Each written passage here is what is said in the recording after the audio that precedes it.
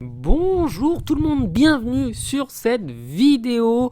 3 matchs, 3 boulettes. On peut le dire, Donnarumma est clairement le gardien le plus pourri qu'on ait vu au PSG depuis Apoula et Del.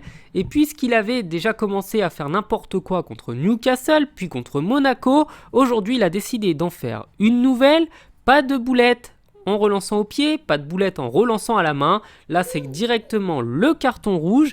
Évidemment, on félicite le joueur pour sa très belle saison et on lui souhaite à tout jamais de retrouver sa place, à savoir le banc de touche ou la tribune, et surtout de laisser Keylor Navas tranquillement titulaire au PSG parce que c'est clairement un gardien mauvais. Et comme vous le voyez sur ces images, le PSG aujourd'hui joue avec un flocage coréen pour rendre hommage à tous ses supporters en Corée. Et qui dit coréen dit taekwondo avec un magnifique coup de pied porté par Donnarumma. Le joueur semblait hors jeu au départ, mais apparemment d'après Canal+, eh bien, il y a une excuse, une raison qui fait qu'il n'y avait pas hors jeu.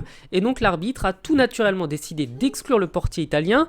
En effet, il est non seulement le dernier défenseur, mais en plus il met un coup dangereux. Ce qui fait que même si l'arbitre avait décidé de siffler hors jeu, il aurait pu et il aurait dû lui donner un carton rouge pour ce jeu dangereux.